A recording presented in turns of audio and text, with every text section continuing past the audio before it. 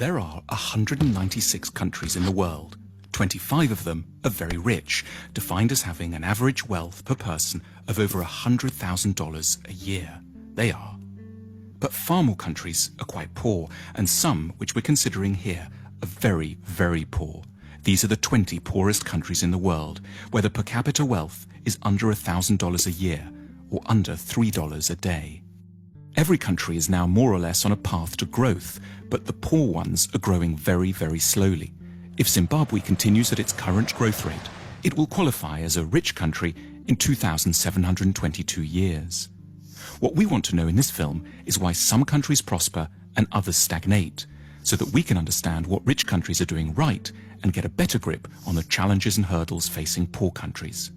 There are basically three factors that determine whether a country will be rich or poor. The first is institutions. Institutions are beyond important. Broadly speaking, rich countries have good institutions and poor ones have very, very bad ones. The correlation between poverty and corruption is direct. The richest countries in the world are quite simply invariably also the least corrupt ones. And the most corrupt countries are also the poorest. When countries are corrupt, they can't collect enough taxes to get the good institutions they would need to escape the poverty trap.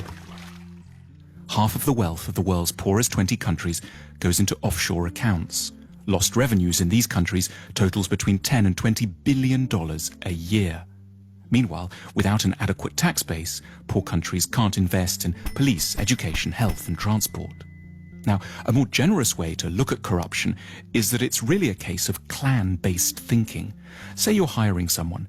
In the rich countries, you're meant to do so simply on merit, interviewing lots of candidates, then picking the best one, irrespective of any personal connection.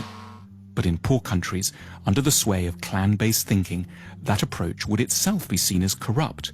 It's your duty to disregard the so-called best candidate from an anonymous bunch in order to pick someone from your own team, your uncle, your brother, your second cousin, the guys from the same tribe. As a result, poor countries don't allow themselves access to the intelligence and talent of the whole population. There's a second thing that keeps countries poor: culture.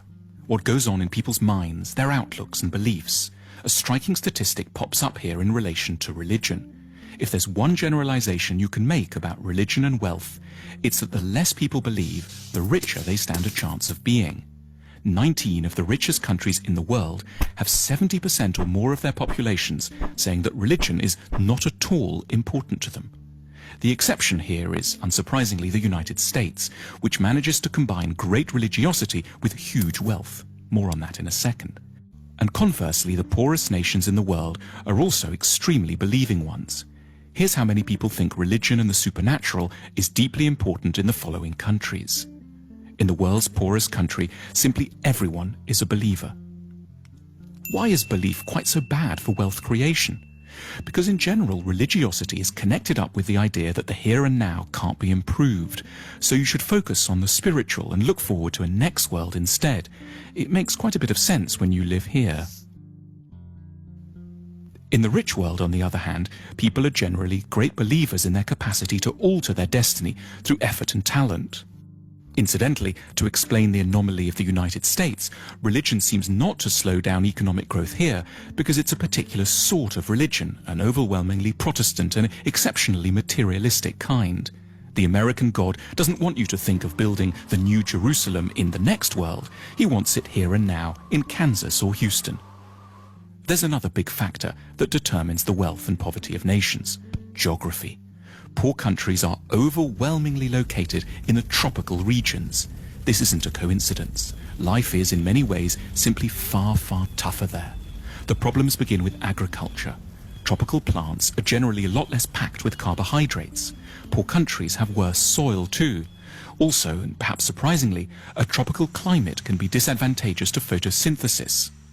Historically, a key determinant in the likelihood of societies growing rich was their possession of large domesticated animals, such as horses and oxen, which liberated a huge part of the workforce from having to plough by hand.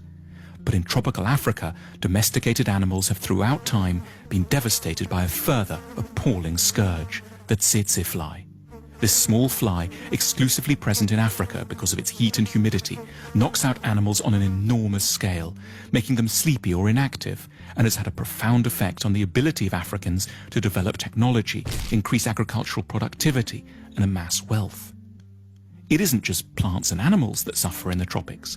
In the middle latitudes, humans are open to a terrifying array of diseases, including 100% of low-income countries are affected by at least 5 tropical diseases simultaneously. The magical temperature, which has helped to make rich countries rich, is 16 degrees centigrade. However superficially unpleasant, that drop below 16 degrees as autumn starts to bite is quite literally a foundation stone of civilization. Geography also encompasses transport, and poor countries are on the whole very badly connected. Landlocked Bolivia and semi-landlocked Paraguay are the poorest nations in South America.